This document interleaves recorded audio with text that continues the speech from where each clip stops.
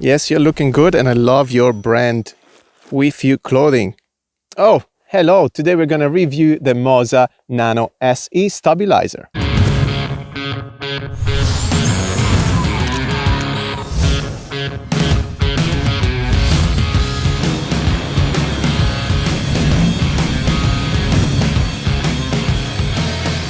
Ciao belli, welcome to a new video. Today it's a review video and we're going to review the Moza Nano SE by Gudsen. It works for Android and also iPhones. What is a 2 gimbal stabilizer? You can check my previous video right here to actually understand what the gimbal is and how it works. Briefly, a stabilizer, it's a mechanical device that smoothens up your images. Gimbals have different axes. Usually they come with 3 axes, and once again go and check my previous videos to understand the difference. On this specific gimbal we have only roll axis, which is this one right here that allow us to spin the hand around the camera.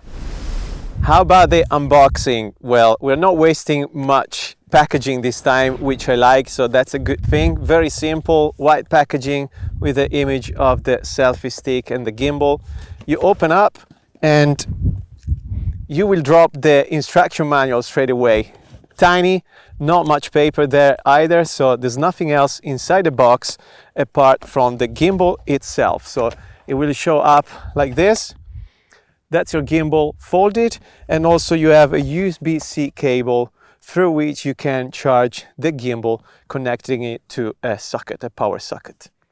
That's all. About the build, is actually really nice. It's much nicer than other gimbals that looks and feel plasticky. So I think there's a bit of plastic, but it's metal as well, I think. I'm not sure. But again, it's really nice and compact too. Let's break down all the features and the specifications of the gimbal, and we start from the price. And the price is at the moment at $45 on the Gudsen website. And I leave a link in the description tab down here. Let's talk about the key features of this gimbal. And first of all, we want to start from the extendable selfie stick.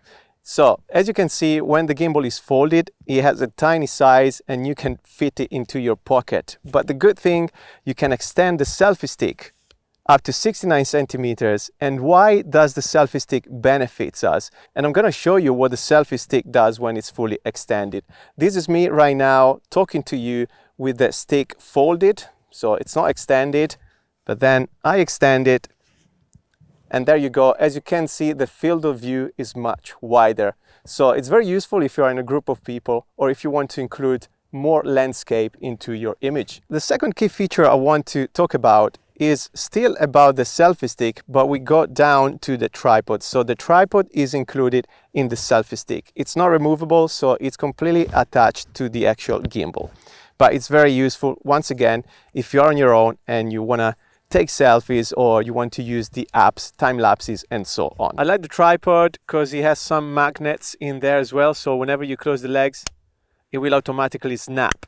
So very nice. But I think the main key feature and the one that really excites me is the remote control. As you can see, it works as a joystick, but it also comes off the gimbal and now it becomes a remote control, and it works via Bluetooth up to 10 meters from your device. There's a nice button, which is the top button. When I press it, the gimbal just goes in vertical mode.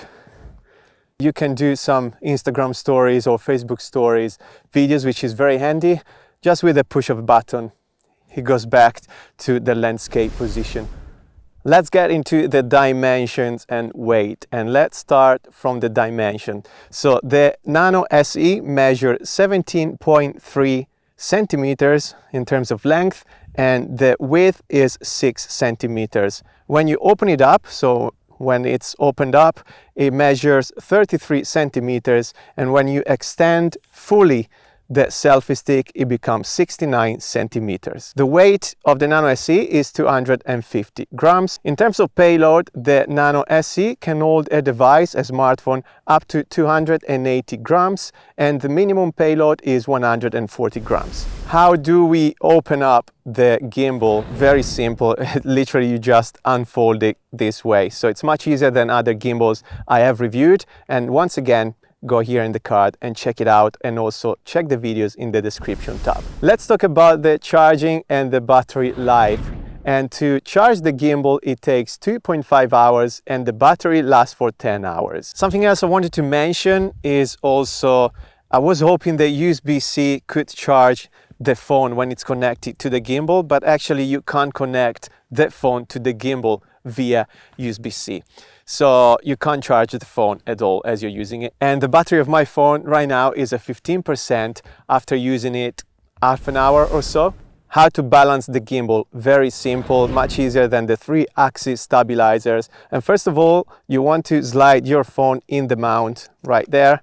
When you slide your smartphone inside the mount, you will have some indications, some information here on the mount itself telling you the direction of the camera. So your camera should be on the left-hand side of the mount. Now you will see the phone is not balanced. So it will spin towards one of the sides basically, and that's not what we want. To balance it, you want to hold the gimbal and just slide the phone horizontally until it stays in position, like so, more or less. And that's the first axis we have balanced. Now we need to balance the roll axis. So you want to put your phone vertically and you want to slide the phone to left and right with these two arms until it stays in position once again.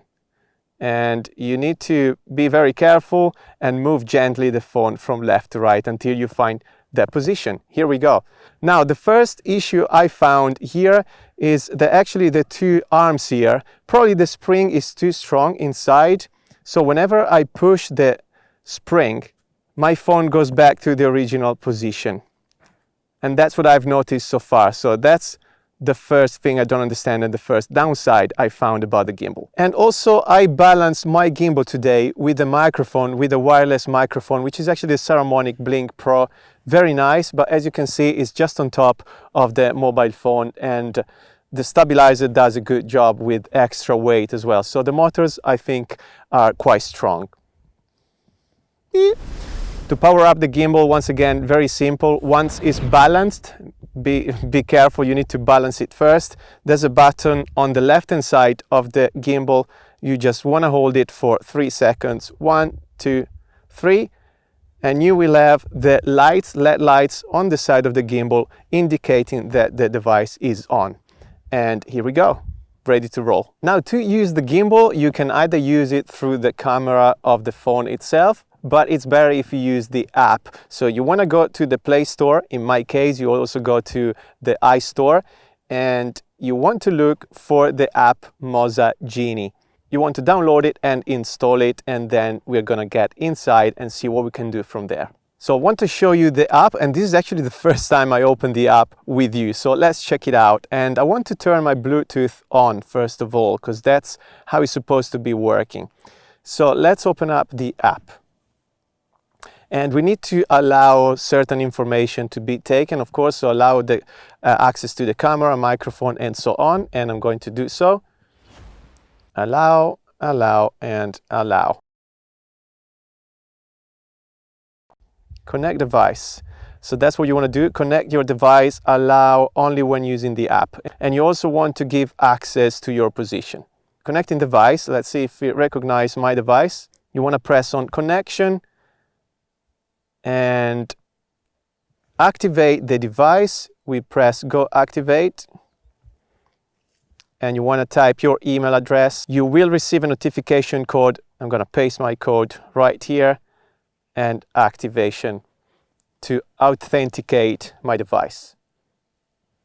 Okay, it's okay for now. Here you go. Now you're seeing it through the app, and I'm recording. I'm turning the camera around, and here I am inside the app, the Genie app.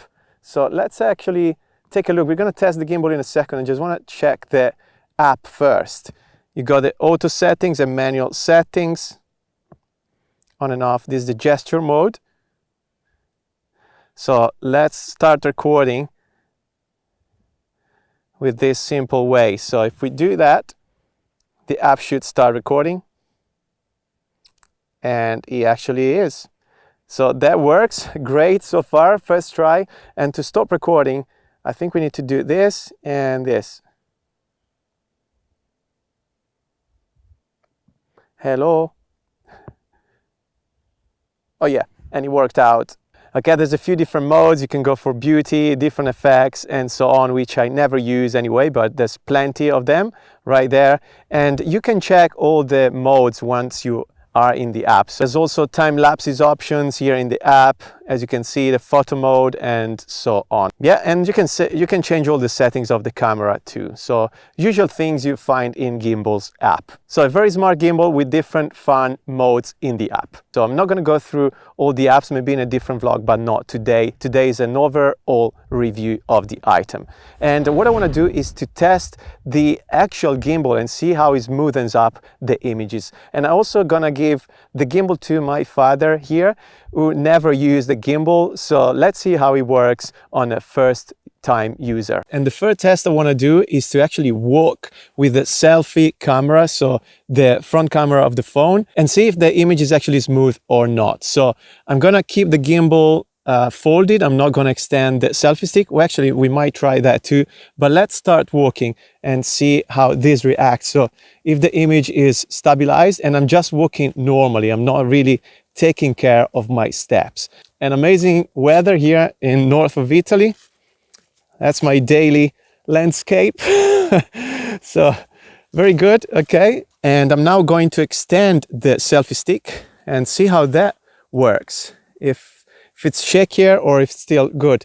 As you can see, much more landscape. And that's my dad. Hello, Dad. Hello. Okay, and here we are. Actually, I think it's actually smoother. Probably the wider field gives that kind of effect of less movement, but I think it's pretty smooth. I'm really not taking care of my steps on an uneven floor, as you can see. It works really well. Yay! Nice church over there, and I'm now running, and that's what I see. Guys, I just gave the gimbal to my dad here, and he's gonna try to follow me. I'm gonna talk and see how the gimbal reacts with the first time user. So that's me walking, my dad walking normally. He never used a gimbal before. So here you go, that's how I look. Si muove tanto? So my dad is happy about that so far. He's probably not used to professional gimbals, but that's me. And what do you think, guys? So let me know in the comment tab below what you think so far about the footage anyway. Okay, the other test I wanted to take is with the remote control. Let's see how far we can get with this. So I'm going to take 10 steps, more or less 10 meters away from my Blackmagic here. So going back here to the camera, and let's just try the record button if it works from here. I can't even see the if it's recording, so I'm gonna check it out there. And no, it didn't work. And from here, yes, it worked. This is a meter away, so it worked from here. And from here, which is more or less, is halfway, 5 meters. Yeah, that worked too. Can you see me? That worked for 5 meters more or less. And here, no. Okay, so 7 meters away. Oh, the app shut down actually. Okay, let's try again, guys, once more. So that's one thing, you have to connect it by Bluetooth every time you want to operate this. No, 10 meters doesn't work. Okay, it works definitely from 5 meters, not more than that. Well, that's my test at least. Okay, yeah, it stopped now. Maybe it goes on and off, so the connection is not great. I'm not sure if it's about the location, but yeah, this is my test so far. Well, you might love the change of light as I do. It looks very professional, doesn't it? Okay, let's get to the conclusion about the gimbal. And first of all, who's the gimbal for? Well, definitely I recommend and I see this gimbal used by travel vloggers or vloggers in general. So very portable, 2-axis stabilizer, not too difficult to use. You can put it and fit it in your pocket. So once again, very light and handy if you're traveling a lot. I also see it for product vloggers. So if you're in your house, in your studio, and you're just shooting images to show products, that's what you need. You don't need anything else, because you can literally pan and use the roll axis, and you don't really need the tilt axis. It still works out properly unless you walk. That's the only problem when I see a bit of troubles with the 2-axis gimbals in general. So if you see yourself walking around a lot and showing stuff as you walk, maybe think about a 3-axis gimbal. You've seen the footage anyway, so once again, let me know in the comments tab what you think so far. But anyway, as today, I don't think you can get a better gimbal for this price, $45. So I hope the video helped you out to decide if this is the gimbal for you. Consider to subscribe, and I will see you in the next one.